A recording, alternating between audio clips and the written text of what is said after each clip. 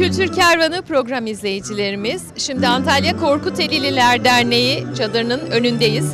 Yanımızda dernek başkanımız ve Hamdi ağamız var. Kendisi yıllardır Kültür Kervanı program sponsorluğumuzu yapan ve aynı zamanda güreş ağalığı yapan çok kıymetli ağabeyimiz. Tekrardan hoş bulduk diyoruz efendim. Evet, hoş geldiniz. Öncelikle sizlere teşekkür ediyoruz. Burada Türkiye'nin dört bir yanından gelen dernek başkanlarımızla yani bir kardeşlerimizi görmüş gibi oluyoruz. Bu sene biz de Korkuteliler Derneği olarak başkanımla beraber dedik bir çadır tutalım, organize edelim. Evet. Gün boyu keşkeğimiz, un helvamız, yayık ayranımız hepsi vardı. Muhittin Başkanımız da ziyaret etti çadırımızı. Dostlarımızı, soydaşlarımızı görünce mutlu oluyoruz. Yani bir milleti yok etmek için bir ağacı devireceğin zaman önce onun köklerini, saçaklarını kesmen lazım. Bir ülkeyi de yok etmek istiyorsan kültüründen uzaklaştırman lazım.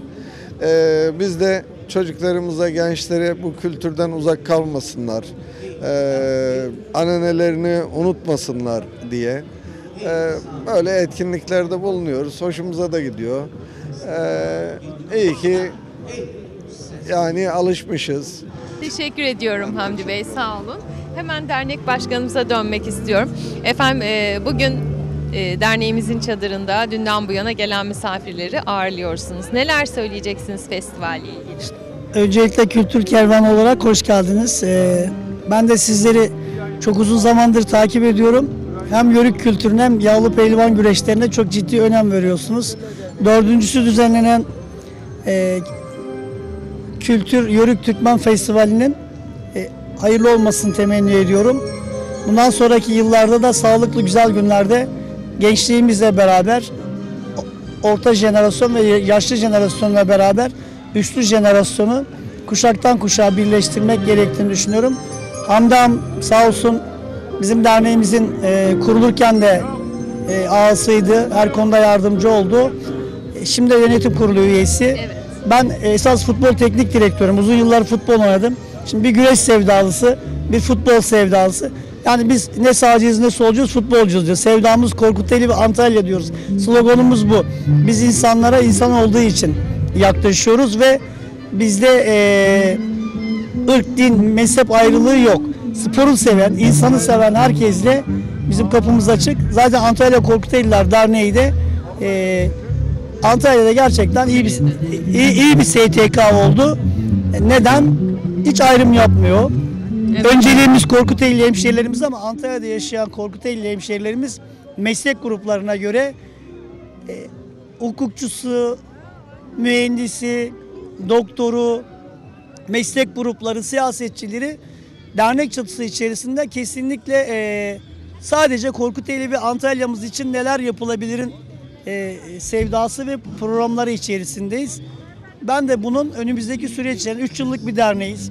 Yani 3 yılda kamuoyuna, topluma kendimizin duruşuyla, ahlaki davranışlarımızla çok güzel bir örnek olduğumuzu düşünüyoruz ve öyle teveccühler alıyoruz ki sizlerin de bize hep geldiğiniz gibi bizi motive ediyorlar.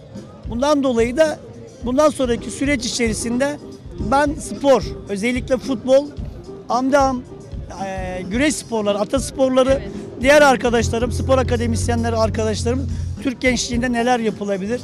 Korkuteli gençlerimizi bizden sonraki gelecek olan kuşaklarda meslek gruplarının alaylı ile mektepliği bir araya getirip onların ne yapabileceğini, onlarla fikir sohbetleri yaptıktan sonra üniversiteyi bitirmiş bir arkadaşımız 70 yaşındaki bir iş insanıyla sohbet ettiğinde onun hocalarından öğrendiğini diploma almakla hayat olmuyor.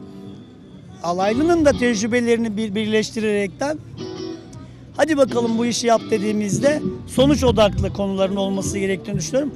Sizin bizi reklam için insanlara duyurduğunuza da teşekkür ediyoruz. Ağamıza da teşekkür ediyoruz.